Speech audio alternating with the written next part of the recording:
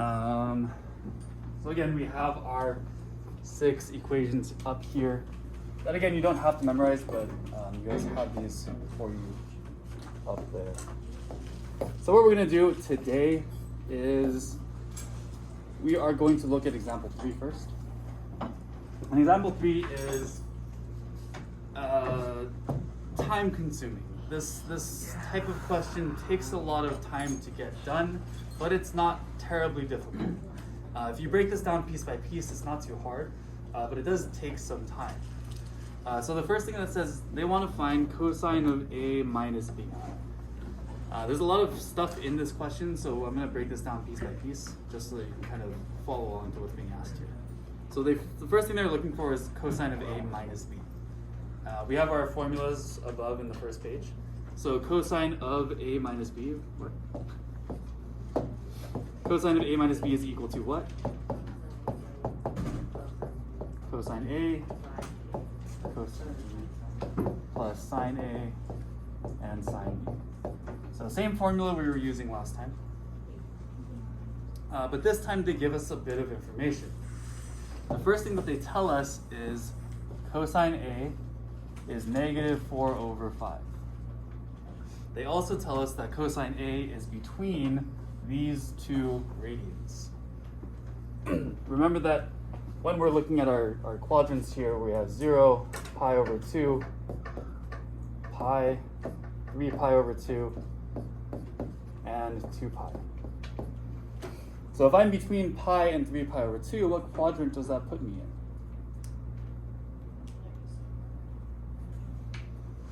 That's a nice little thing here. So between pi and 3 pi over 2 puts me right in quadrant 3, right?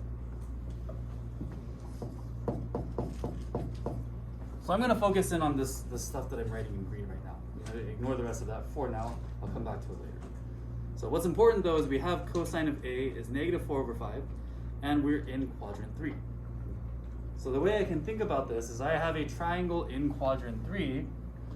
I'm gonna keep the orientation of these triangles in one direction just to kind of keep my thoughts straight. If that makes sense. So I'm gonna put a right triangle and I'm gonna put theta here. It doesn't really matter where you put theta, but I'm gonna keep it in the bottom corner just so that we have some consistency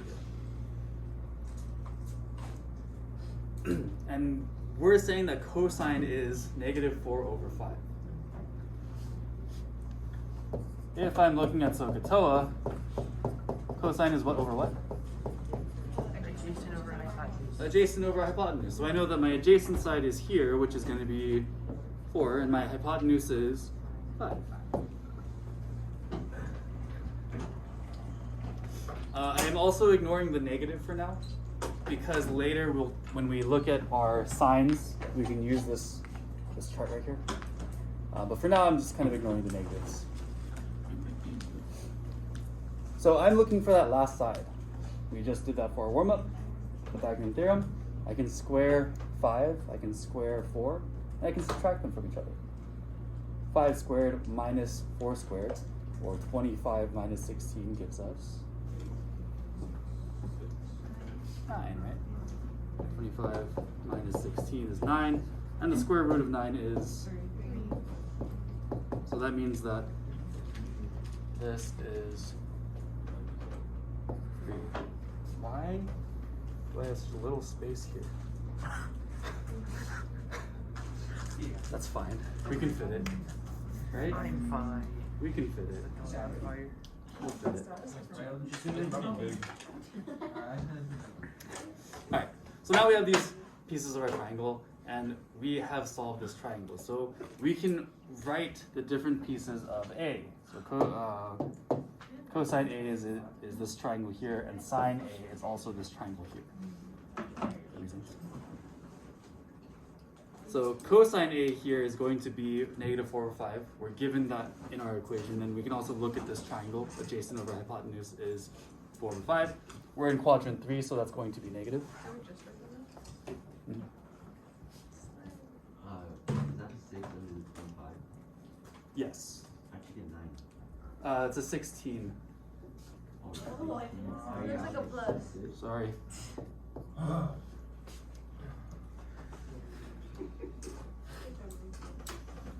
So I'm gonna plug in some pieces that I know from this first triangle. We'll call this triangle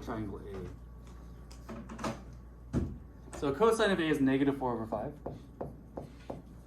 And sine of A is going to be sine of this triangle is opposite over hypotenuse, or 3 over 5. And since we're in quadrant 3, this 3 over 5 will be negative, right? So we have negative 3 over 5 over here.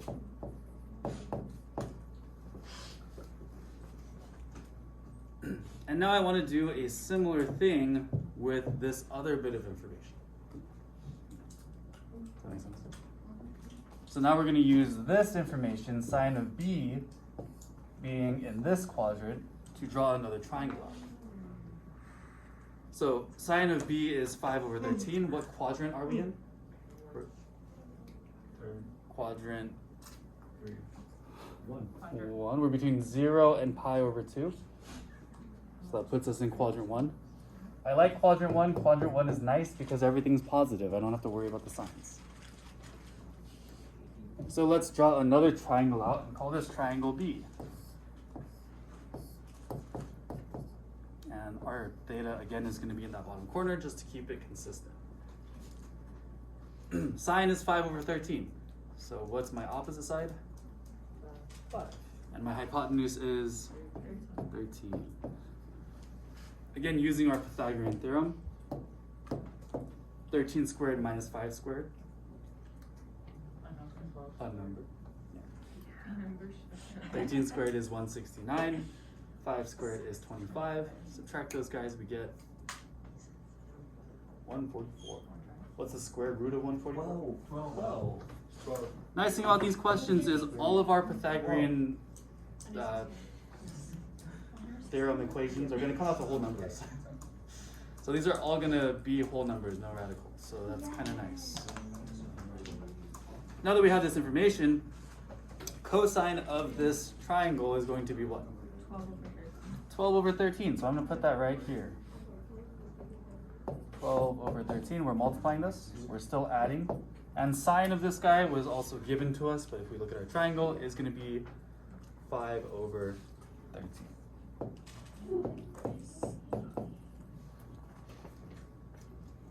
Does that make sense? So again, this is time consuming, absolutely, but the math itself isn't too bad. It's just a matter of finding each piece and then plugging them into the equation. From here, this is all basically calculator work, so just some multiplication and addition. Is that a b inside the triangle? Yes. Notice that with our denominators here, we're multiplying 5 and 13 on both of our sides. So that's going to give us the same denominator. Typically when you do this, you should end up with the same denominator so that when you add this, it works out. If you don't have the same denominator, double check your work. You might have made a mistake somewhere. Cool. So,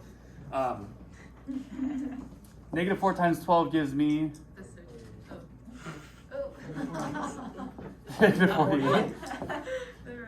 5 times 13 is 65. I think it's 65. 65. And negative 3 times 5 is 15. negative 15 over, that's the same thing, so it's going to be another 48. 65. 65. Since I have the same denominators, I just have to combine my numerators here. Good. So if I do negative 48 plus negative 15, that's going to give me negative 65, 63? 65. Over 65. 65. I have a habit of putting my negative in the numerator, but you can put it anywhere and it works. I like to keep it in the numerator so that this math makes sense to me. But when you write your answer, you can put it on the outside. You don't have to put it in the numerator. I don't think so. Yes. Yes. So let me give you guys like 10 seconds to soak this in. 10 seconds. Yeah. Make sure your brains are Crackers. marinated in this milk. Shout out to all the track athletes that are going through Ramadan right now. All the track Yep, athletes. this is my wife. What is those track athletes? I know there's a Muslim guy on your track You wouldn't team. expect it. He's Korean. You wouldn't They always expect see it. like some like devices. Like, It happens. I don't know if it's or not. Bro, you still They say like I each other, I eat each other. In Arabic or Arabic. in Arabic you just greet each other by saying assalamu alaikum. That's what they said. And then he's like, hey, You want to say how are you? Hanukkah? Hanukkah. Oh, You want to say thank you. You want to say yes. It's How do you say goodbye? walaikum salam. I think that's what they said too, because like they're Thank saying you. each other. Okay, let's work on this second one, yeah?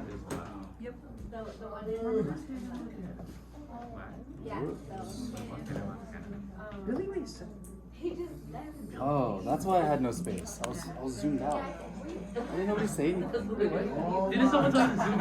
I was all the way Wait, zoomed what's out. That's today's why date? It's the did it 4th? anyway. That makes sense. I was like, Managed to fit it in. I know. I was like, I had so much more space last time I taught this. All right. Anyways, Now you know how to make the same mistake.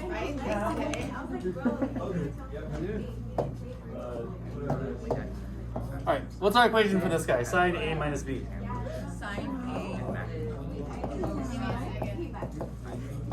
Here you go.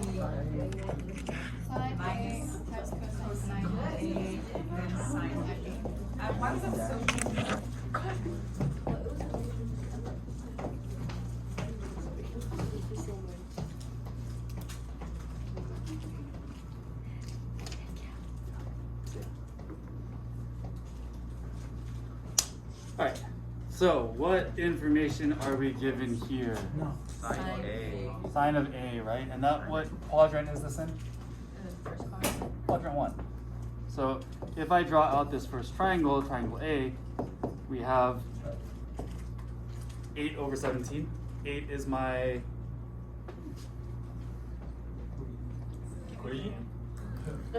opposite. And the hypotenuse is 17. And I have this information here of cosine B. And what quadrant is cosine B in? Quadrant 3. Quadrant 3. And cosine B is another triangle.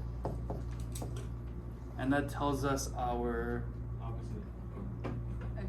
adjacent over hypotenuse. Yes. Look at the person next to you. Make eye contact with them, look deep into their eyes, and tell them, I'm going to do triangle A, you do triangle B. You go with triangle A. Oh yeah, I'm doing triangle A right now.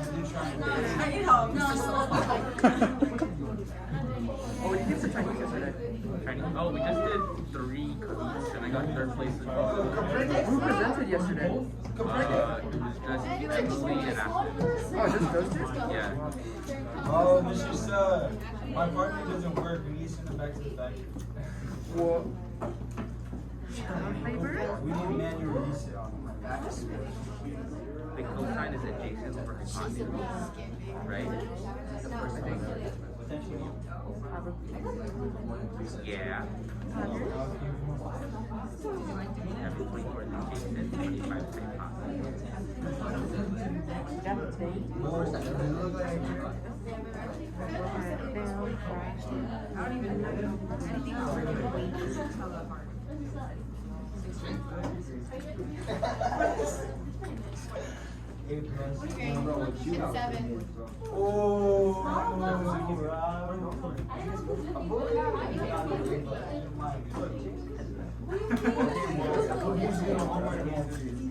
Oh, Julian. Now what he ordered was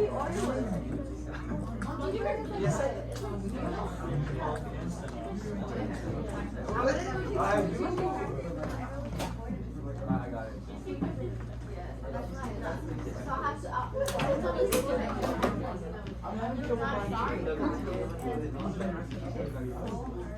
No, you did both.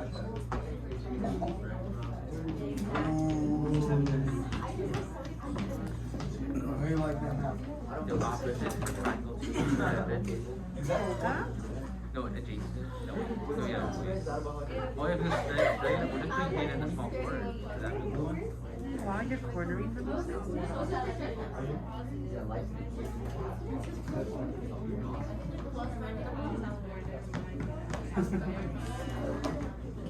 Mr. Sir, is that the report?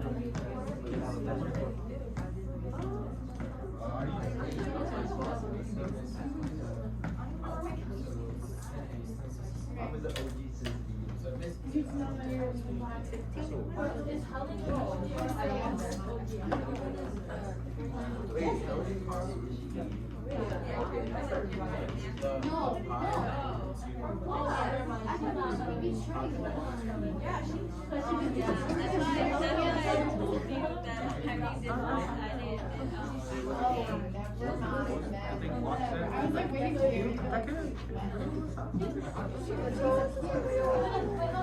And then he gets to tell okay, no, so like yeah. Never misses.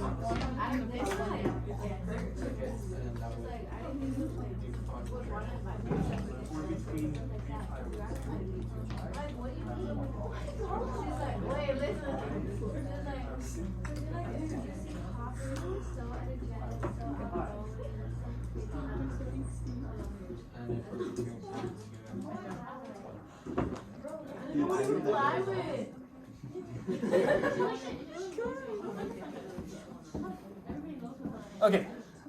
Who solved for triangle A? So what's that missing side? 15. Yeah. 15. Pythagorean theorem? 17 squared minus 8 squared. Oh. Find the square root of that, and we get 15. 13 squared minus 8 squared?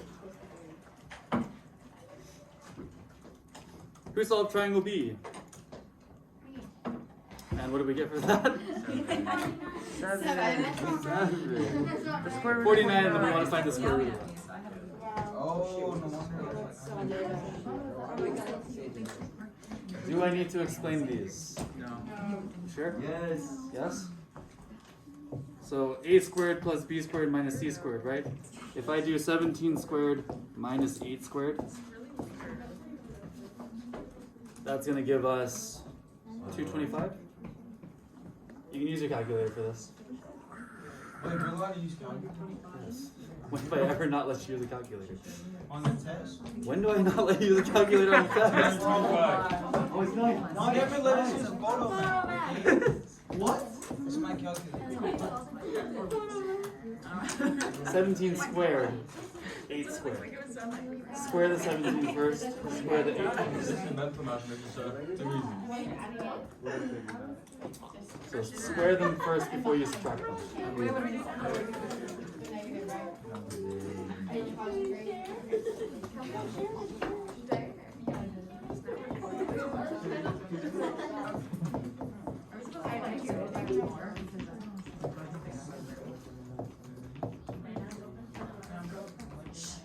Cool. So now that we have all of our pieces, we can figure this out. Remember, this is in quadrant 1, and this guy is in quadrant 3.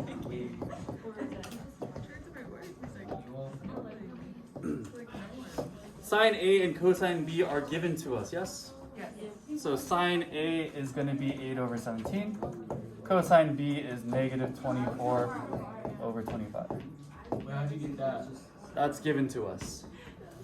Sine A is 8 over 17. Cosine B is negative 24 over 25.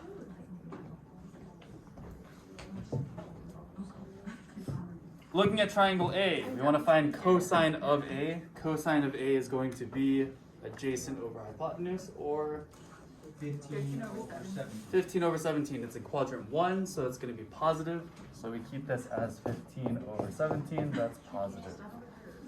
Sine B. So we're looking at triangle B, finding the sine of triangle B. 7 over 25. Negative 7 over 25. Yeah. Negative. Is it negative? We're in quadrant 3, so this is negative. No? Yeah. Yeah, it is. Yeah, it's negative. Yeah. Sine. Okay. Negative 7 over 25. Multiply these guys together. and we get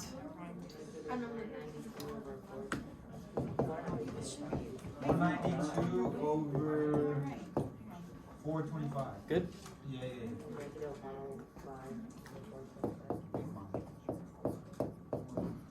We have a double negative here, so what do we do with our double negative? Cancel. It becomes positive, right? So we're doing negative 192 plus 105, and that's going to give us 87. negative 87 over 4. Not bad. Again, time consuming, yes, but overall the math itself is pretty basic.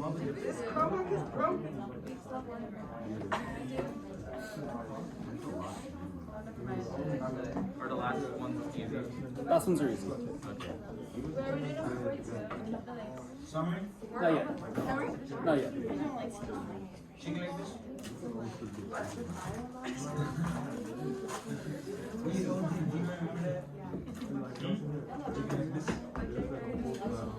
All right, questions on this?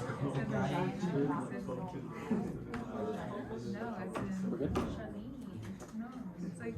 Cool. Can I scroll down?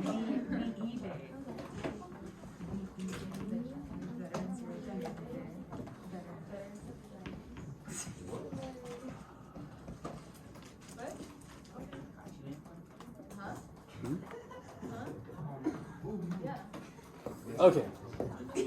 Last two, these ones aren't too bad. We're going to be using the same formulas that I was using for the rest of these notes. So we're still going to be using those cosine plus, minus, whatnot, and so forth. But for these guys, they're going to be slightly easier. We will be using our unit circle, and hopefully this isn't as bad as the rest of these examples. We have cosine of x plus pi, which is also the same as cosine of a plus b, right? Because we have some term plus another term, or a plus b. And what's our equation for cosine of a plus b? Cosine A times cosine B plus. Minus, sorry, you're right, you had it right.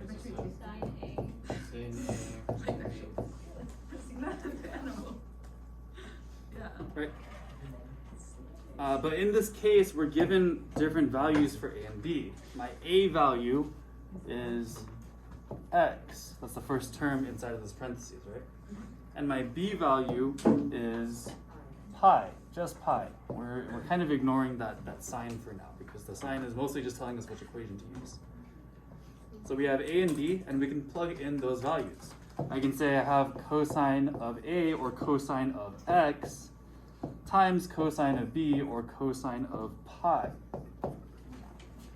Plugging this in is a lot easier because we don't have to solve triangles first, right?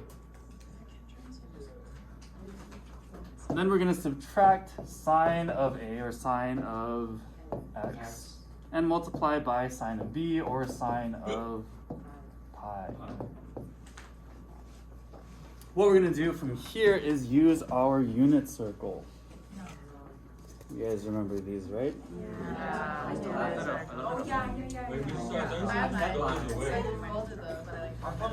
So, I'm going to scroll up really quick just to show you guys what I'm talking about. If you guys remember, with our unit circle, our unit circle is always written in terms of cosine, comma, sine, right? So the first term is cosine, the second term is sine. Right? Yeah, literally. Right? I agree. So this is cosine, this is sine, this is cosine, this is sine, this is cosine, this is sine, so on and so forth. Yes. So we have a couple things that we're looking at. The first thing we're looking at is we have cosine of x. Is cosine of x somewhere on our unit circle? Is x anywhere on our unit circle? No, x is an unknown, it's a variable. So we just keep it cosine x. We don't have to do anything with it.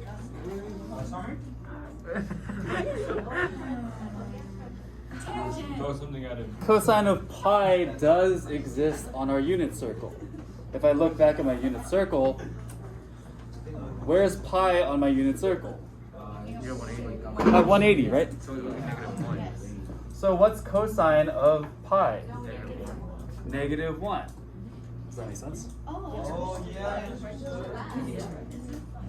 So I can sub in -1 for cosine of pi. So here I'm going to do -1 as cosine of pi. This whole thing gets replaced with this. Does that make sense? Again, there's no x value on my unit circle, so I keep sine of x the same. And what is sine of pi? 0. Since sine of pi is 0, we're multiplying by 0. Anything times 0 is what? 0. So this becomes 0, and this becomes negative cosine of x. If I subtract 0, it doesn't do anything to it. So it's just equal to negative cosine of x. Wait. What? Yo. Okay, I like this now. Wait, that doesn't make any sense. I think it makes a lot of I sense. thought it was gonna be. Convert a 9.1. Oh, Maybe wait, a lot more you're minus complicated. Hang 0. on. I thought you were gonna William, watch this. There's gonna be a catch. Oh yeah, I see. I It's tried. more complicated. Understanding how they got it, and I was like, meh. Let's do this last one together, just because the equation's a little different from what we've been used to. This one is a tangent, so the tangent's a little bit.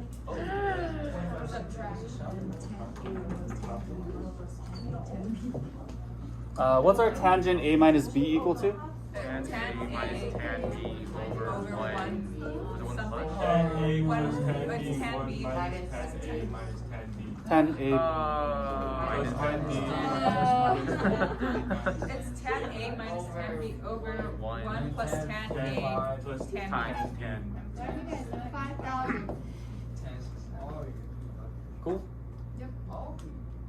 Alright. So with this one, again, our a value is going to be x, and our b value is going to be pi.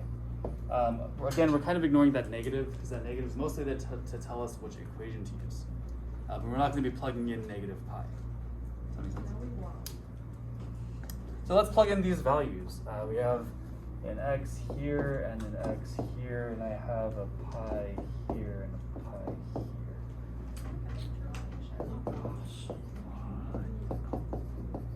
So have you ever eaten pie? Yes. What's your favorite What type kind of of pie? pie? Blueberry is my favorite. Really? My favorite is tangerine Old berries. man. How's an old man flavor? Blueberries are youthful and pie. Mr. Stuff, Have you had boysenberry? yes. Really? Bro, You like it's the same blueberry thing. better? You're so yeah. So, what are your thoughts on pumpkin pie? Boysenberry is better. Huh? What are your thoughts on pumpkin pie? I can eat one slice of pumpkin pie before I start feeling Me gross. too. It's too much. It's too much. Maybe I have more. I agree. Rachel, I'm in the trenches. Whoa, William. Okay, let's finish this up. This is our last bit of work to do. So, again, tangent x we can't do anything with, so we're going to keep it as tangent x. And we're going to subtract tangent of pi. Looking at our unit circle, what is the tangent of pi? Is that given to us using our unit circle? Pie? Oh wait. It has to be 1. Remember that tangent is Pie reading. sine over cosine. You guys remember that? William, there's a catch. It's not Titanic. It's Tyson over Cossack. 0 over -1. Because sine is 0, cosine is -1. Oh, 0. Oh, okay. Good job, Deanna. So pretty much 0. Okay. So, one more time, just so that we all get what I'm saying. Yes, it's 0. Thanks. Tangent of pi. Pi is right here, and we're looking at these coordinates. Tangent is the same thing as sine over cosine. Sine in this case is 0, cosine is -1. So if I rewrite that, tangent is 0 over -1, or just 0.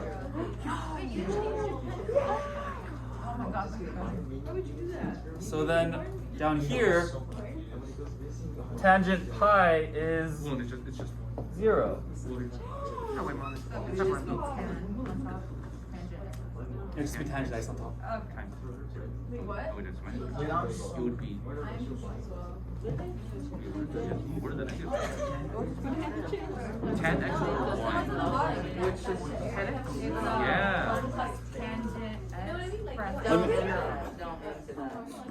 So it would be tangent. Mr. Shah, how can you get 0? I think I'm actually curious. Like. Let's do it one more time. So we have another tangent pi, right? Yeah. If I look at my unit circle, we are looking for tangent pi, yes?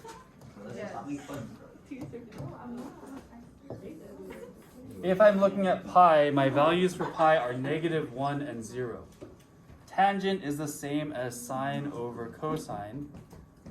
Sine is 0, cosine is -1. So tangent of pi is 0 over -1 or just 0. If I wanted to find the tangent of, let's say I wanted to find the tangent of 3 pi over 2.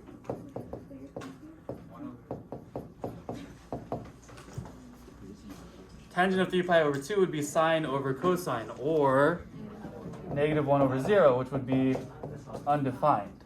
Oh. Is that making sense? What do you do if it's undefined? Then you can't solve it. Oh. They won't give you any questions like that though.